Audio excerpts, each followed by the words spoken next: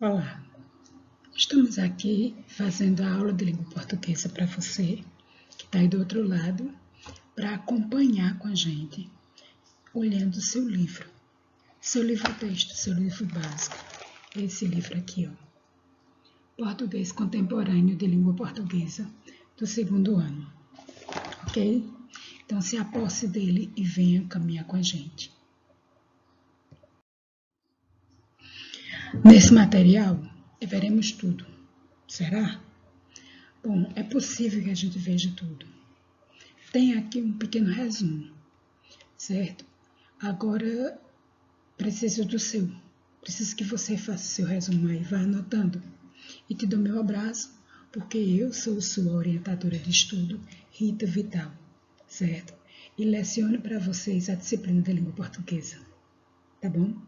Utilizando esse livro, Português Contemporâneo, Diálogo, Reflexão e Uso, ok? Temos nessa unidade, chamada de Palavra e Música, a unidade que trata do simbolismo, e esse simbolismo é tratado nas páginas 263 até a página 269. Temos também o simbolismo no Brasil, onde a gente vai conhecer um pouco de Cruz e Souza e Afonso Guimarães, certo? E aí você pode folhear no seu livro e ir para as páginas 287 a 295. Depois nós veremos sobre preposição e conjunção, que está nas páginas 273 a 280. Logo em seguida, nós temos interjeição.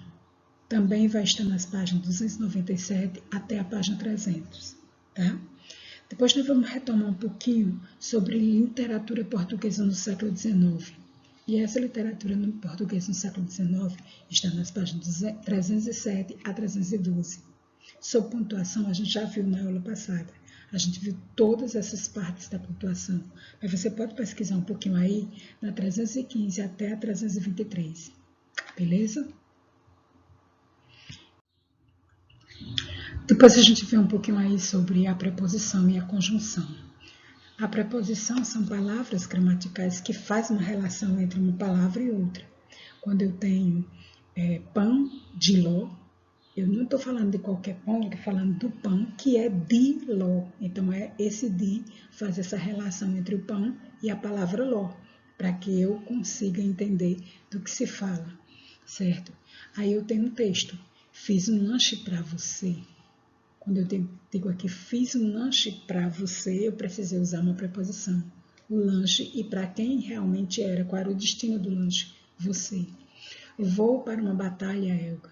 Então, na frase vou para uma batalha, Elga, esse para está mandando para onde vai o H, né? Ele vai para uma batalha. E ele está dizendo isso para quem? Para a Elga. Com a espada em uma das mãos e o escudo na outra. Então, esse com diz o que é que ele vai levando, né? Que objeto ele tem, certo? Com uma espada em uma das mãos e na outra o escudo. Também eu estou mandando aí algumas finalidades, alguns objetos, alguns elementos que vai fazer essa ligação entre ele. Os homens complicam tudo, né? Diz aí a Elga, né?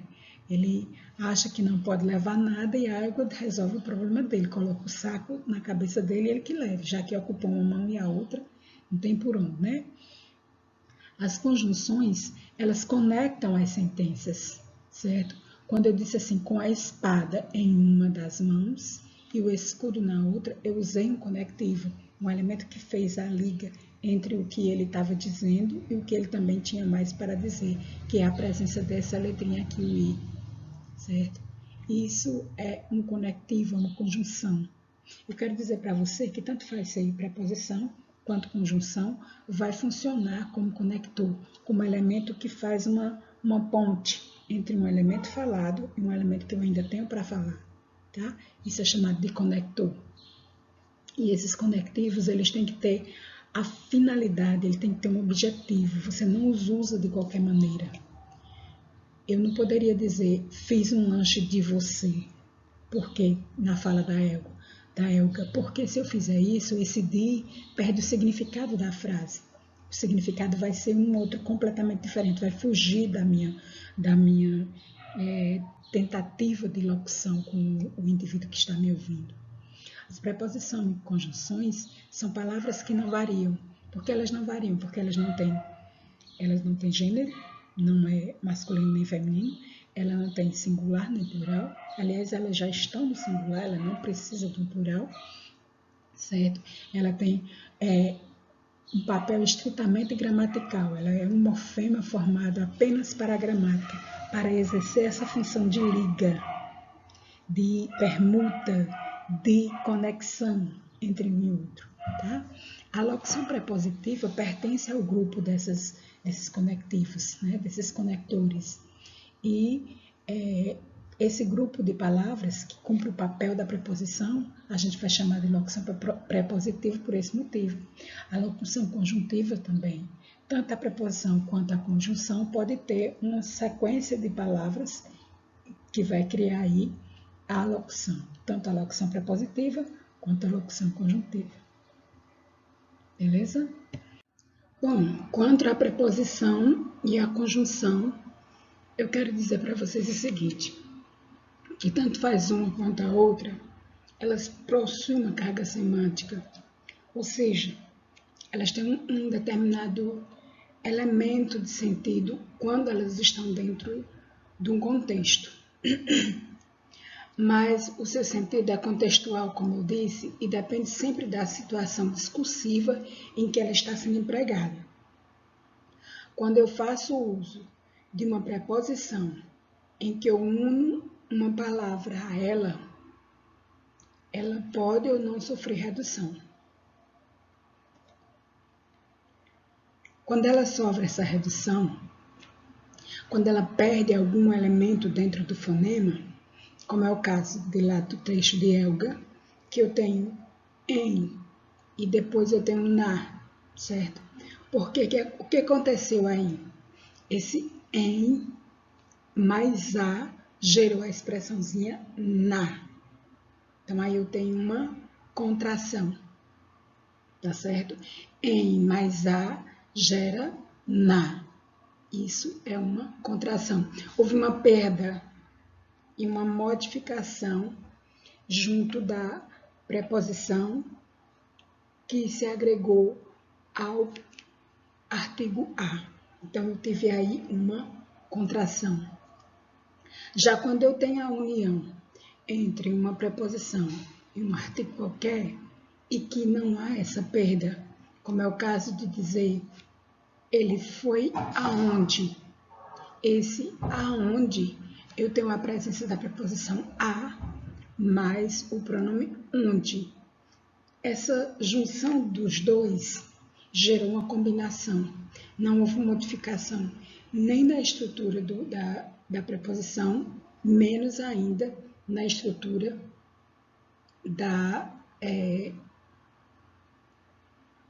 do pronome. Então, isso é chamado de combinação.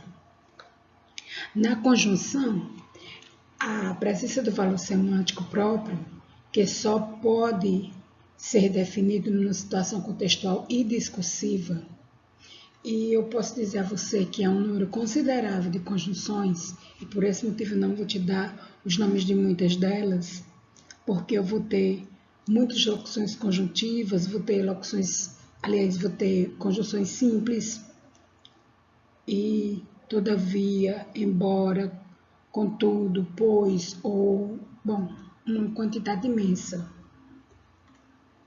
em que, dependendo da circunstância, você vai observar que há ali uma presença de uma conjunção. Por quê? Porque a conjunção ela faz o mesmo nexo que faz a preposição, ela faz uma liga, né? Faz uma ponte, né? O mais importante é saber empregar, certo? E esse emprego, certo? Precisa ser observado de forma adequada e também com uma certa precisão, tá bom? Tem que ter essa preocupação para ver o sentido em que essa palavra está sendo expressa, o como ela está sendo usada ali. Eu não posso usar de qualquer jeito, tá certo? Beleza assim? E um pouquinho mais à vontade, a gente vai falar um pouquinho sobre o simbolismo para vocês. Como eu disse, É um movimento artístico literário que surgiu na França na metade do século XIX. Esse século XIX foi uma época muito fértil, muito criativa, muito cheia de muitas descobertas. E essas descobertas trouxeram ao que a gente é hoje, ao que a gente trabalha hoje com vocês, ao que a gente conversa com vocês. Ela reage àquelas teorias positivistas que eu já disse a vocês, as teorias deterministas, que apresentam aí para a gente o realismo, que reflete aí um pouquinho sobre o naturalismo. O realismo coloca as pessoas no seu mundo mais cotidiano, no seu mundo mais real, né? O naturalismo não, já vai mexendo com os sentimentos, com as pessoas nos seus detalhes mais específicos, mais pesados, mais cruéis de uma certa maneira. Agora a gente vai trabalhar um pouquinho sobre o simbolismo. A afirmação da primazia do mistério e da transcendência sobre o mundo objetivo. A gente vai ver um pouquinho sobre isso. Há também o resgate da subjetividade, aquele elemento que o romantismo apresentava para a gente, que era aquele que trazia à tona mais os seus sentimentos mais simples, mais, como é que eu posso dizer, aquele sentimento que você não podia tocar tanto, o sentimento mais voltado para o amor, para o cotidiano, para essas coisas. Essa subjetividade faz com que herdemos dos parnasianos o apreço pela forma, certo? Aí a gente vai se preocupar em fazer as coisas muito detalhadas, dentro de uma formulazinha, dentro de um quadradozinho, no seu ambiente mais perfeito possível.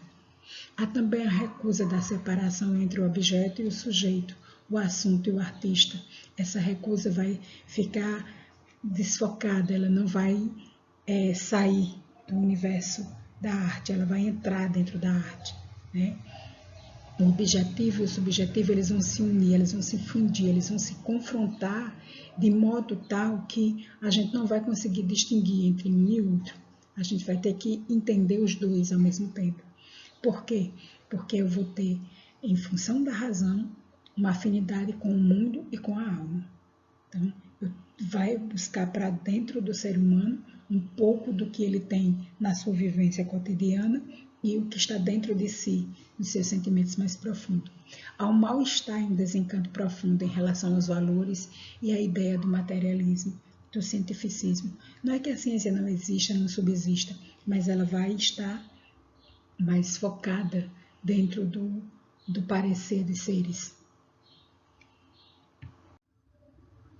Depois eu vou falar um pouquinho no simbolismo no Brasil, dizendo que ele surge aqui no nosso país, vindo da França, lá na Europa, ele vem de lá, dentro das manifestações que aconteciam nesse momento de 1880, dentro daquelas manifestações também do romantismo, dentro das manifestações do realismo, do naturalismo, certo? Entre outros, certo? O nome tem relação com as aspirações da nova poesia. Por quê? Porque surge uma poesia que sugere um símbolo, né? Ideias abstratas, por meio de imagens que evocam cores, sons, formas, certo? E essas cores, essas formas e esses sons vão modificando o jeito de construir os textos que existia até aí, certo?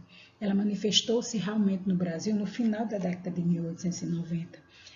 Não é que ela não havia surgido antes, mas 10 anos depois que ela surgiu na França, ela chega aqui no nosso país.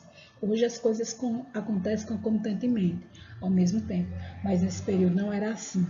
Além de ter pessoas que estivessem do lado de lá para trazer para cá, ainda tinha a mobilidade de fazer com que o Brasil tivesse essa propagação dessa ideia, né? Os fundadores do simbolismo no Brasil, eles realizaram um percurso semelhante aos parnasianos. Eles participaram em campanhas republicanas e também em campanhas abolicionistas. Foi por isso que ele ficou conhecido no país, por causa dessas campanhas republicanas e das campanhas abolicionistas. Não sei se vocês lembram, mas um período em que muitos escritores brasileiros buscavam fazer com que houvesse a liberação e a libertação das pessoas aqui, das pessoas de cores, como era assim chamadas, pessoas negras, né, as pessoas pretas, que eram, na verdade, servos e escravos ao mesmo tempo. Além de ter que servir, eram servos por escravidão, tá certo? Servir, quando você recebe algo em troca, não é escravidão, mas quando você apenas como é que eu posso dizer, usado e abusado como objeto, aí você deixa de ser servo, passa a ser escravo, tá certo? Um dos propagadores dessa ideia de simbolismo no Brasil é chamado de Cruz e Souza. Olha aí para a pessoa, olha aí para a figura, veja como é que ele é. O Cruz e Souza, na verdade, é um cara de cor, um cara negro, certo? E ele é considerado o maior simbolista brasileiro. Ele explora os sons das palavras, ele emprega a sinestesia, ele emprega o fato de você usar o olfato, de você usar a audição, de você usar a visão, de você usar todos esses elementos que fazem você sentir, que fazem você tocar, que fazem você estar dentro desses elementos sinestésicos. Há também a presença de imagens criadas a partir de elementos brancos, translúcidos e brilhantes. A poesia dele é sugestiva, ela transcende o espiritual, há uma integração cósmica, há um misticismo voltado para a espiritualidade, ao mistério, a morte está presente, e há também aquela coisa sofrida, aquela coisa melancólica, aquela coisa que faz você voltar ao passado, um saudosismo, além da sublimação do sexo, onde estava ali embutido a ideia de que não existia o sexo masculino ou feminino, que era uma coisa só, uma coisa bem exótica, de uma certa maneira. Era assim que Cruz e Souza representava o seu texto, era assim que ele escrevia. O que eu posso dizer é que esse é um poema que está no livro de vocês, a partir da página 289, primeiro, que é um poema que foi publicado póstumo. O que é ser publicado póstumo? Depois que o poeta, o autor, né, tenha sido morto, então é chamado de póstumo, tá? Outra coisa é que eu quero elencar para vocês alguns detalhes a respeito desse poema, porque ele já começa sugerindo o cantar, né, a angústia dessas crianças, certo? Aí ele já começa a brincar muito com a maneira de você observar como ocorre quando ele diz: crianças negras são quentes, né, como uma forja em labaredas acesas, né? Já dá para a gente observar aí esse detalhe dele, lágrimas de amor por tudo. Aí está um sentimento de amor e de dor, no sentimento doloroso e mudo. Em seus versos, o eu lírico sugere a angústia das crianças negras por meio de elementos sensoriais. Ele apresenta as imagens, que são coisas que a gente consegue ver. Ele coloca os sons, os barulhos, né? Os pássaros azuis cantando, certo? Os sabores, dá para você ver os sabores, né? Os damascos reais das alvoradas, né? Músicas dos ninhos, que é o som de novo, certo? A gente vai observando que o lírio sugere que, diferentemente do que ocorre com as crianças brancas, não das crianças cor de ouro e rosa, não há esperança para as crianças negras, mas dessas que o vergel das esperanças viram secar da idade luminosa, certo? Há uma diferença de tratamento aí entre as crianças negras e as crianças brancas.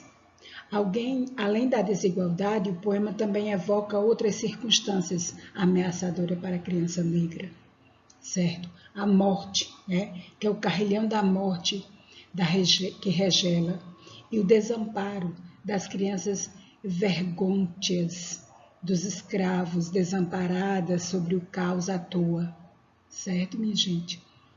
Os elementos sensoriais presentes nos versos confirmam os sentimentos de dor experimentado pelo poeta diante do sofrimento das crianças negras, certo? Se a gente olhar bem na estrofe 5, né, na quinta estrofe, a gente vai observar bem esse detalhe.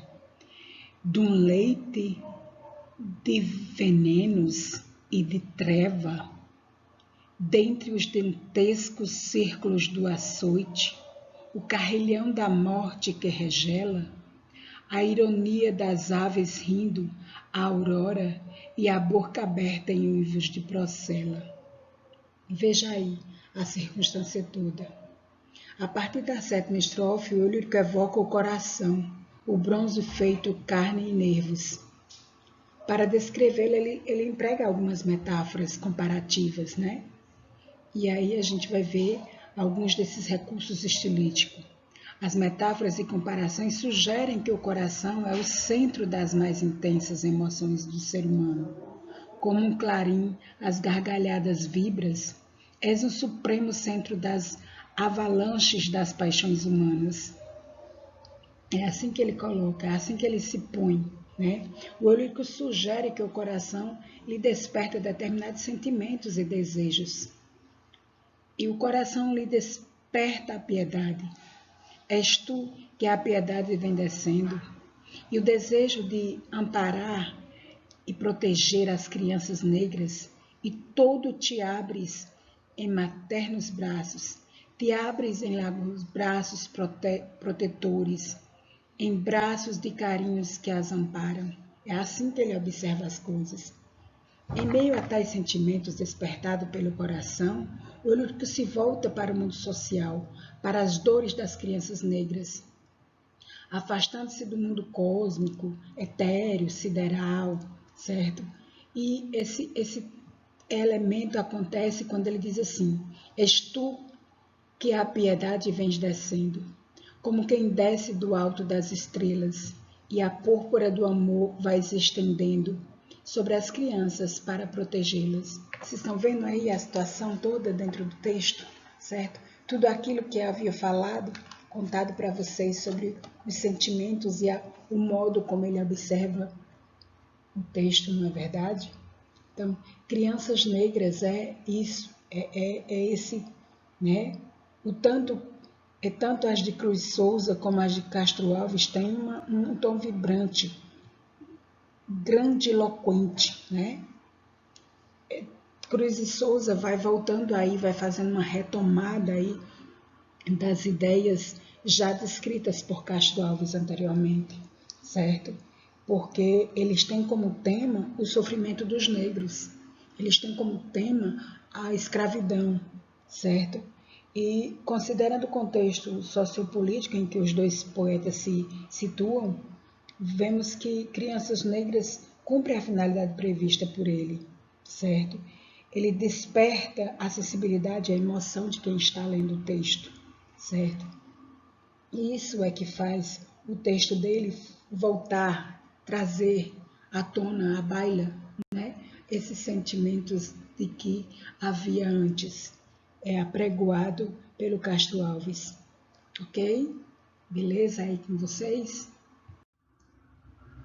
Esse texto de Cruz e Souza, que também está na página 293 do seu livro, amigo estudante, que começa com a expressão artista, pode lá isso ser, se tu és da África, tórrida e bárbara, devorada insaciavelmente pelo deserto, tumultuando as de matas bravias arrastadas, sangrando no lodo das civilizações despóticas, torvamente amamentada com o leite amargo e venenoso das angústias. O que acontece? Cruz e Souza revela uma postura crítica em relação à sociedade do tempo dele, certo? E dentro desse primeiro parágrafo, ele expõe o ponto de vista de que a sociedade tinha sobre os artistas negros, que era impensável e também descabido um negro ser artista. Por quê? Porque esse negro vinha de onde? Da África, uma região que era tórrida e bárbara, incivilizada, O poeta revela a postura crítica em relação a esse ponto de vista, que estabelecia vínculo entre a cor da pele e a produção de cultura.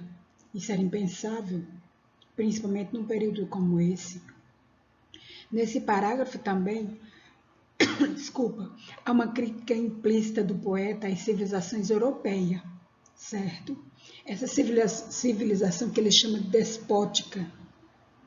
A crítica que essas civilizações, ao invadir a África e escravizar os povos que ali viviam, causaram a morte e a degradação nesse continente. Arrasta sangrando no lodo das civilizações despóticas, arrebatada nos ciclones das impiedades supremas, sua formidável dilaceração humana. Cruz de Souza, a julgar pela própria experiência, considera a condição do artista negro como emparedado. Certo? Ele dá essa imagem de emparedado. O que é esse emparedado? Emparedado é porque ele vê à sua volta os egoísmos e preconceitos, e ainda vê as ciências e as críticas, ou seja, aí um quarteto de paredes, né? E os despeitos e impotências, e a imbecilidade e a ignorância, mais outros quartetos de paredes. E isso faz com que o indivíduo se torne emparedado, segundo o ponto de vista dele. Tendo em vista que o poeta viveu no período de circulação das teorias positivistas, evolucionistas e deterministas, emparedado pelas ciências e críticas, significa estar impossibilitado de ser um poeta reconhecido pelo trabalho a qual ele tem, já que as ideias cientificistas da época desvalorizavam principalmente o ser humano que era de raça, certo? Principalmente de raça negra ou de raça amarela, tanto faz.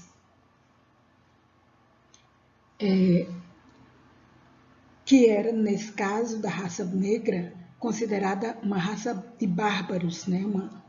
Havia uma certa ideia da barbárie que imperava dentro das cabeças europeias, né? Que também estava sendo trazida para cá.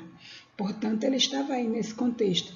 O vínculo entre raça e produção cultural impossibilitava o reconhecimento da arte, principalmente a arte poética, vinda de um negro, certo? Considerando todas as paredes que circundam um poeta, a gente pode concluir que ele se sente emparedado dentro do próprio sonho dele, certo? Porque todas as barreiras que circulam a pessoa dele são vistas por ele como pedras que vão se acumulando à volta dele, transformando-se em paredes intransponíveis, certo? Assim ele se sente emparedado, fechado dentro do próprio sonho dele. Veja que ele tenha, além do egoísmo, os preconceitos, além das ciências, as críticas. Aí já faz um quarteto de paredes. E ele não pode deitar-se nessa cama que poderia estar dentro desse emparedamento, certo? Os despeitos e a impotência, a imbecilidade, a ignorância das pessoas também faziam com que ele também se sentisse enclausurado ali e não tivesse como demonstrar aí o seu conhecimento, a fragilidade de ser o poeta que ele era, né? E mais pedras se sobreporão às pedras já acumuladas. Mais pedras, pedras dessas odiosas, caricatas e fatigantes civilizações e sociedades. Mais pedras, e as estranhas paredes hão de subir. Longas, negras, terríficas, hão de subir mudas, silenciosa, até as estrelas, deixando-te para sempre, perdidamente alucinado e emparedado dentro do teu sonho. Será se está aí presente dessa maneira? Prestem bem atenção. Bom, Cruz de Souza é de uma época de tomada de consciência em relação ao preconceito e à discriminação racial, é claro. impossível que você ser uma pessoa negra no nosso país não sentia-se esse elemento. Se hoje a gente já sente, a gente sente com muita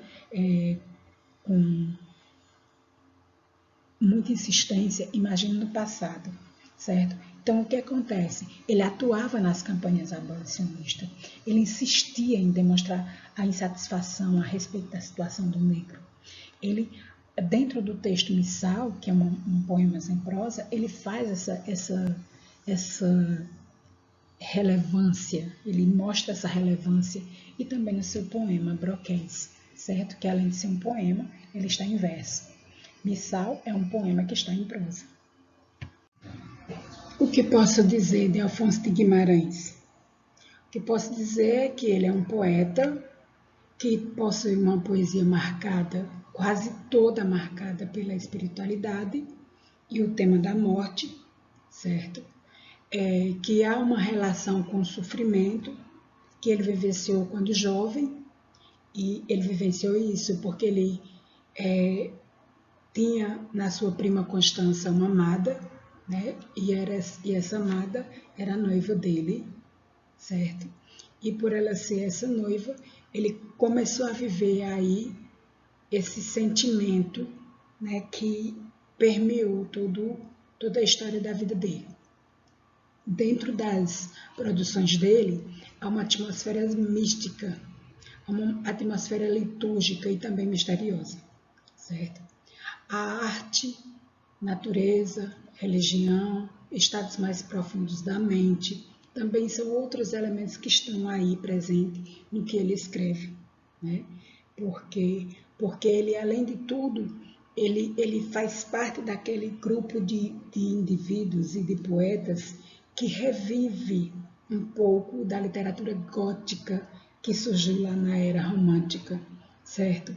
E esses traços góticos se impregnam na poesia dele justamente porque ele já tem esse lado, né, que é voltado para a ideia da morte que está aí representada pela aquela sugestão que ele viveu durante a sua juventude. E claro, ele não se desfez nunca disso daí. Isso daí não foi embora, não sumiu junto com ele, certo?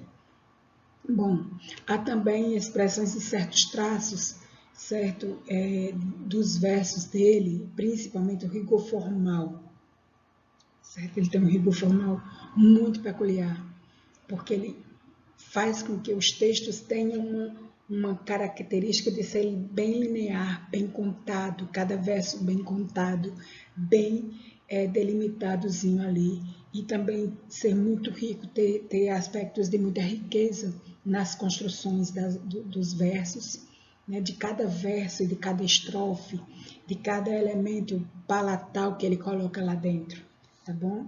Ele tem uma poesia que se distingue pela fluidez e pela melancolia. Melancolia essa marcada por esse sentimento dele de estar muito voltado para as ideias, né, que estão permeando aí o mundo espiritual, o mundo misterioso, o mundo litúrgico, o mundo místico dele, certo? É assim que acontece dentro dos textos do simbolista Afonso Guimarães. Olha só como ele coloca aqui. Hão de chorar por ela os cinamomos. Está aí no livro de vocês, na página 292.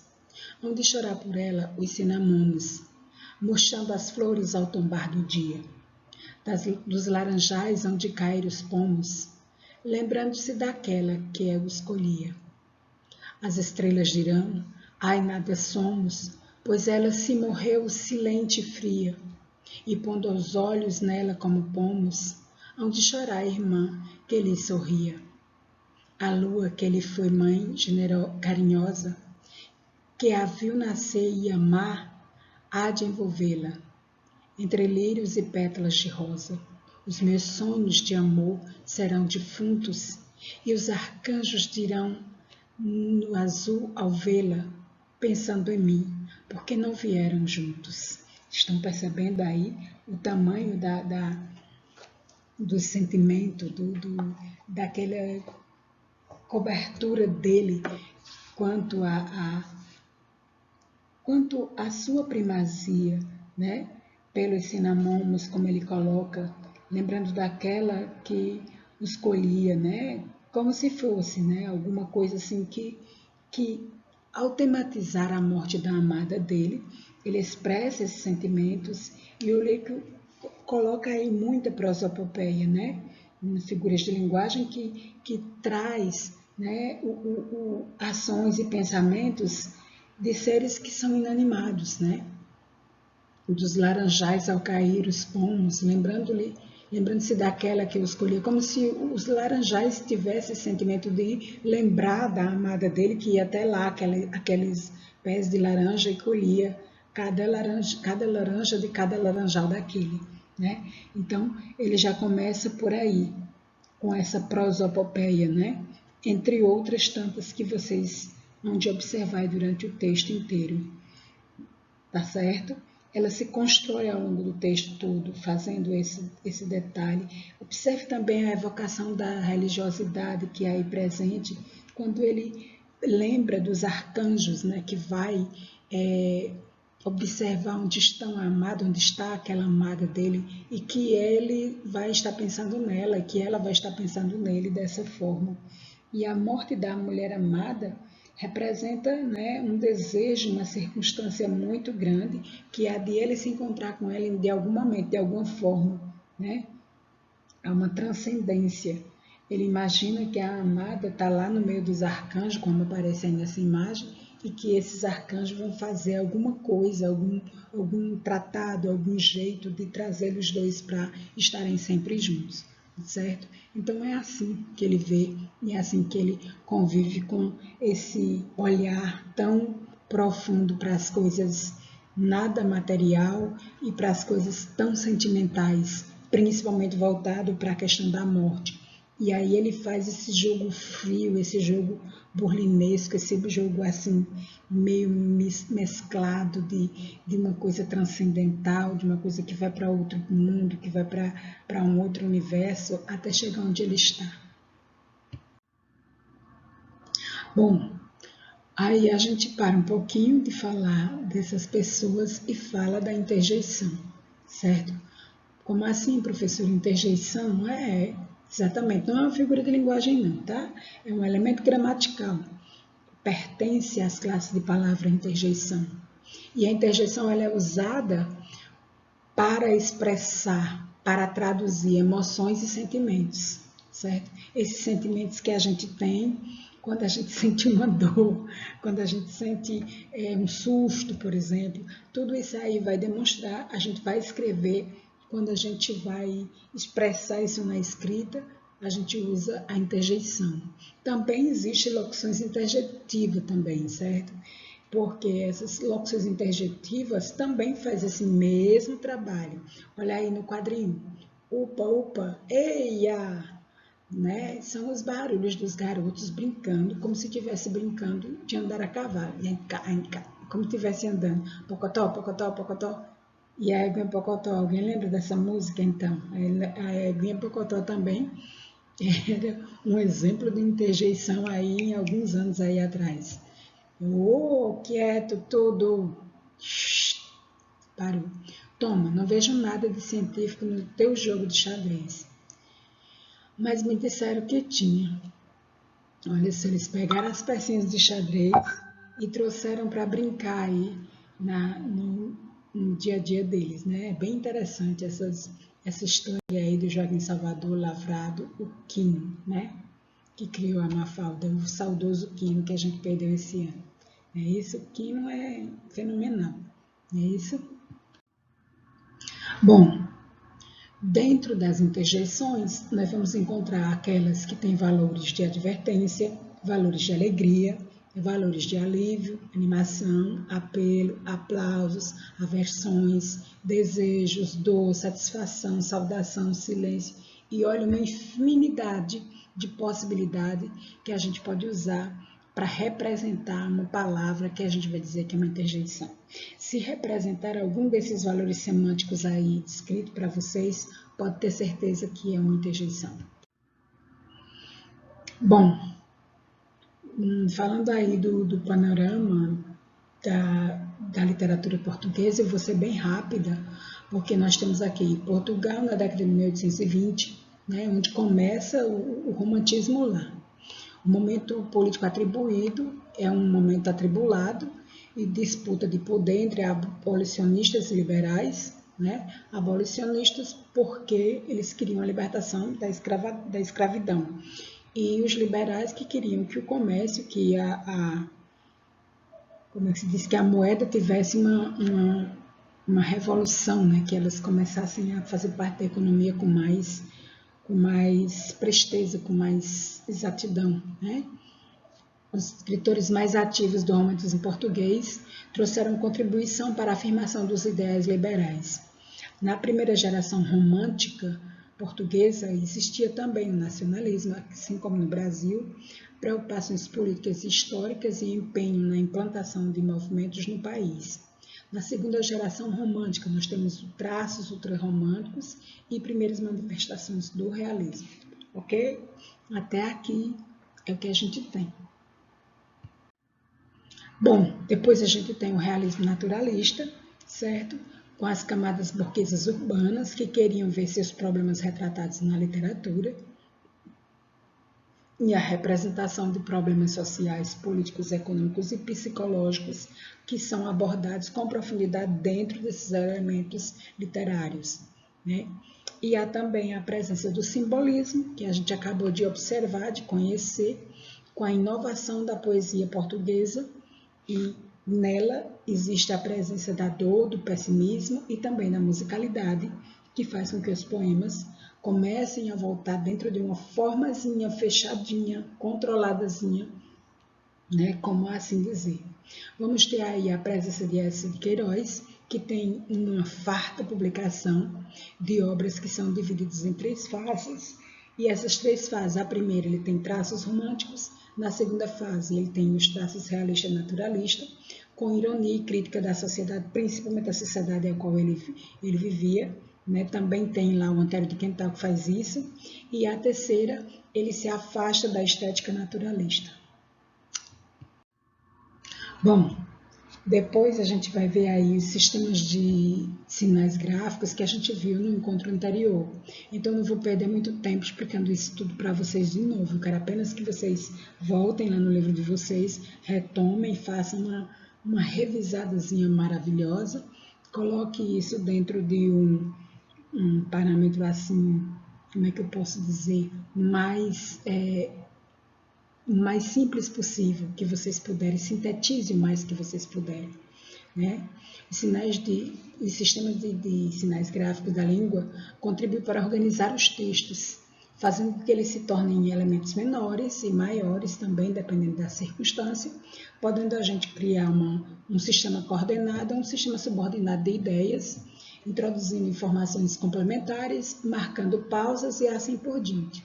Há critérios de pontuação, são basicamente sintáticos, mas também podem se justificar por razões de sentido, ou de semântica, ou também de estilo. Há alguns escritores que fazem isso pelo estilo de escrever.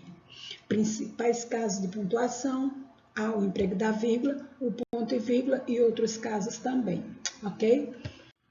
E para finalizar, nada mais justo do que lembrar desse poeta, o chamado Adão Ventura, que é um dos possíveis empoderados da nossa língua, que é contemporâneo dos nossos tempos, que criou esse poema, que está no livro A Cor da Pele, dele, certo? E o texto é esse: a cor da pele saqueada e vendida, a cor da pele chicoteada e cuspida, a cor da pele camuflada e despida, a cor da pele vomitada e engolida, a cor da pele esfolada em banho-maria.